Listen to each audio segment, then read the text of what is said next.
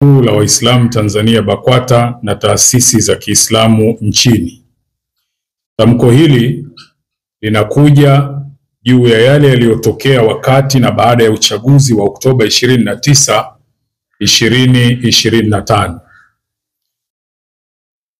Baada ya kumshukuru Mwenyezi Mungu Mola wetu Muumba na kumtakia rehema na amani kiongozi wetu Bwana Mtume Muhammad, sala na salamu zimwendee yeye, masahaba wake pamoja na watu wa nyumbani kwake.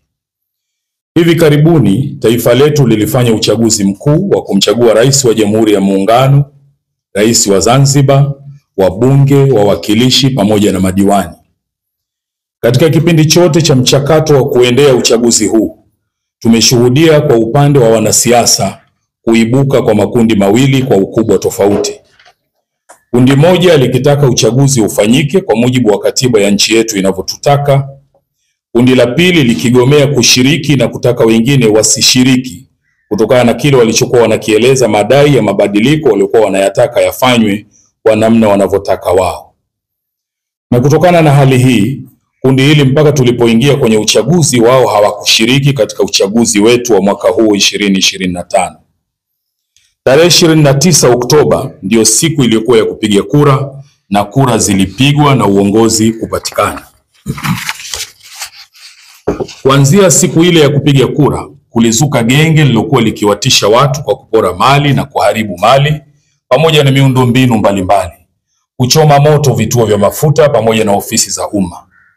Katika siku hizi za uhalifu huu, Watanzania wakagawika katika makundi yafuatayo: kundi la waliofanya uhalifu, kundi la waliochukizwa na uhalifu uliokuwa ukifanywa, kundi la waliofurahia uhalifu na uvunjifu wa amani uliotokea, kundi la wachochezi wa ndani na nje ya nchi yetu wakiwemo mpaka wale ambao si wa Tanzania. Pia kukawa na kundi la serikali na vyombo vya dola na kundi la wanasiasa wa mitazamo tofauti. Wakati haya yakiendelea, vyombo vyetu vya ulinzi na usalama vilitoa tamko kuhusu kile kilichokuwa kinaendelea. Mkuu wa majeshi nchini alitufahamisha kwa kile kilichokuwa kinaendelea ni uhalifu na watekelezaji wa uhalifu huo ni wahalifu. Na hapa na nukuu: ndugu wananchi, itakumbukwa kuwa jana tarehe 29 Oktoba 2025 nchi yetu ilikuwa na zoezi la uchaguzi mkuu. Wakati zoezi hilo likiendelea, kulitokea vitendo vya kihalifu vilivyotekelezwa na baadhi ya watu wahalifu wasiolitakia mema taifa letu katika maeneo mbalimbali ya nchi. Vitendo hivyo vilihusisha uharibifu wa miundombinu ya umma, mali za umma na za watu binafsi. Vitendo hivyo ni uhalifu usiokubalika ambao lazima ukomeshwe mara moja. Mwisho wa kunukuu. Kutokana na vitendo hivi vya kihalifu ambao vililazimu vyombo vyetu vya usalama kudhibiti hali hiyo, ndani yake kukatokea vifo vya watu wasio na hatia na wengine kupata ulemavu wa kudumu pamoja na uharibifu, wizi na upotevu wa mali. Yote haya yakisababishwa na genge lililokuwa likifanya fujo, wizi na uharibifu mkubwa wa mali na miundombinu. Sisi kwa umoja wetu tunalaani vitendo hivi vya kihalifu ambavyo udhibiti wake umepelekea vifo vya watu wasio na hatia. Sisi kwa umoja wetu tumeumia sana kwa haya yaliyotokea, hasa maisha ya watu yaliyopotea kutokana na vitendo hivi vya kihalifu.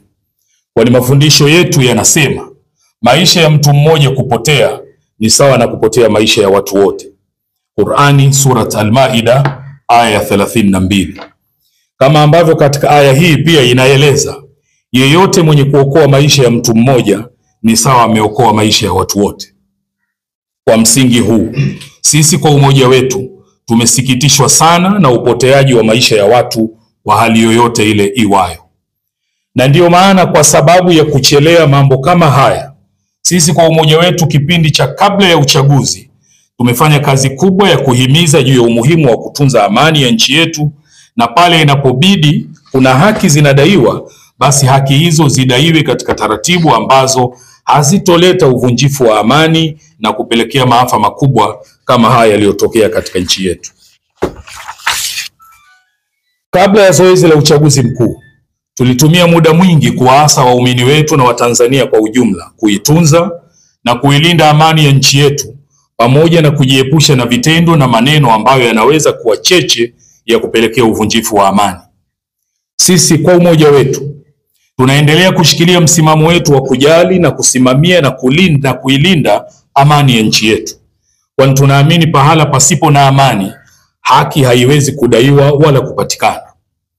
Haki ni mchakato, process, na kwa msingi huu haki ili ipatikane inahitaji wakati na pahala, time and space, na ili pahala pa kudaia haki paweze kufanya hivyo, amani inahitajika kwanza, ndipo haki iweze kupatikana. Pahala penye fujo, vurugu na watu kutishiwa mpaka kukatwa sehemu za miili yao, pahala hapo kamwe hapawezi kuwa na mazingira sahihi ya kutoa hiyo haki inayodaiwa. Sisi kwa umoja wetu tunaamini vitendo hivi ambavyo vimeleta maafa katika nchi yetu ni vitendo vya kulaaniwa na ni lazima vidhibitiwe na kuhakikisha havitokei tena katika nchi yetu. Lakini pia sisi kwa umoja wetu tunaitaka serikali ifanye uchunguzi wa kina juu ya kina nani ndio walikuwa vinara wa kuchochea vijana wetu katika kufanya uharibifu huu mkubwa kuwahi kutokea katika nchi yetu mpaka kufikia maisha ya watu kupotea.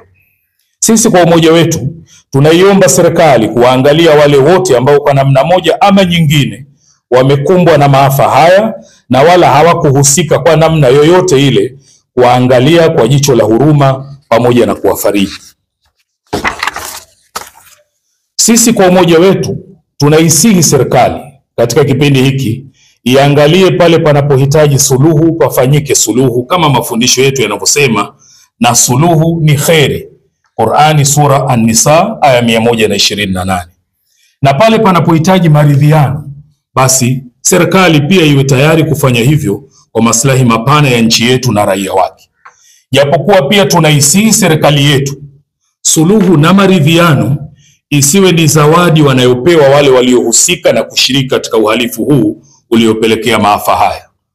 Sisi kwa umoja wetu tumekusanyika hapa kwa lengo la kumuomba Mwenyezi Mungu aendelee kuilinda nchi yetu na watu waovu, na pia awasamehe wale ambao hawajui walifanyalo, lakini pia wale waliofariki na wasio na hatia, kwa namna kwa hakika yeye ni mwingi wa rehema na kurehemu. Wetu pia hatuoni kuwa ni busara wala hatuoni kuwa ni afya kwa umoja wetu na mshikamano wetu katika nchi sisi kuitwa wajinga kwa sababu tu tulikuwa tukihimiza amani. Sisi kama sehemu ya jamii katika nchi yetu siku zote tumekuwa mstari wa mbele katika kusimamia na kuhimiza amani katika nchi yetu, hata pale ambapo kufanya hivyo kunapokuwa kuna tulazimu kukubali maumivu makubwa, lakini tulikuwa tayari kufanya hivyo. Tunataka tueleweke na viongozi wa dini wenzetu kuwa sisi sio wajinga na hatuwezi kuwa wajinga kwa sababu ya kuzungumzia na kuhimiza amani, kama ambavyo pia kiongozi wetu Mheshimiwa Mufti na Sheikh Mkuu wa Tanzania pamoja na viongozi wengine kamwe hawawezi kuwa wajinga kwa sababu ya kusimamia suala la amani katika nchi yetu, amani ambayo ikiwepo tunanufaika na kufaidika nayo sisi sote.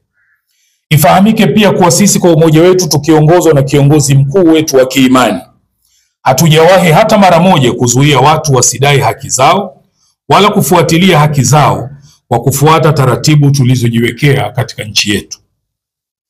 Sisi kwa umoja wetu tunaamini kuwa ndani ya nchi yetu kuna haki mbalimbali ambazo zinadaiwa kutoka kwa makundi mbalimbali na wakati mwingine kutoka kwa mtu mmoja mmoja. Na kwa hivyo tunawaasa wale wote wanaojiona kuwa wanazo haki wanadai kutoka serikalini au kokote kule ndani ya nchi yetu, hata mara moja kudai haki hizo isiwe sababu ya kufanya vitendo vya kihalifu na kudhuru wengine. Mafundisho ya dini yetu yanayote tuhakikishe kuwa hatumdhuru yeyote na wala sisi wenyewe tusijidhuru. Amesema Bwana Mtume sallallahu alaihi wasallam, usidhuru wala usidhurike. Tunasisitiza kuheshimiana, kuthaminiana na kusimama pamoja katika kudumisha amani, umoja na mshikamano wetu bila ya upande fulani kujiona kuwa wao ndio wana haki zaidi na nchi hii kuliko wengine. Kama ambavyo sisi kwa umoja wetu tunaamini kwa dhati kuwa katika nchi yetu hakuna raia daraja la pili kwa sababu ya dini, kabila, wanakotoka au rangi yao. Sisi kwa umoja wetu tunaazimia kuendelea kuiombea dua nchi yetu dhidi ya wale wote wanaotaka amani ya nchi hii ipotee kwa maslahi yao. Na Mwenyezi Mungu atubainishie wale waovu, tuwajue na kuwatambua na atuonyeshe haki katika sura yake ya kweli na aturuzuku kuifuata, na atuonyeshe batili katika vazi lake la uovu ili tuweze kuisitisha. Tunamuomba Mwenyezi Mungu aijalie nchi yetu idumu amani yake, awajalie wale wote walioathirika na maafa haya na kuwaondoshia huzuni katika nyoyo zao. Ajalie wale waliopoteza maisha awape malipo yanayowastahiki huko waliko, na wale waliopata majeraha awaponye majeraha yao kwa haraka, na waliopoteza mali zao Mwenyezi Mungu awape badali. Allahumma amin. Tunatoa wito kwa Waislamu na Watanzania wote katika kudumisha amani, mshikamano na umoja wetu wa kitaifa, kwani kwa kufanya hivi kuna maslahi kwetu sote.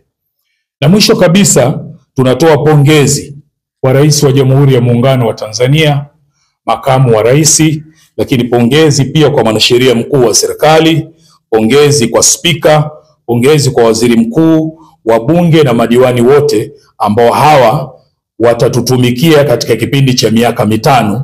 Tunawapongeza, tunawaombea kheri. Mwenyezi Mungu awajalie, awazidishie hekima na busara katika kuliendesha taifa letu kwenye namna nzuri anayoipenda Mwenyezi Mungu na kuiridhia. Wabillahi tawfiq. Asanteni kwa kunisikiliza.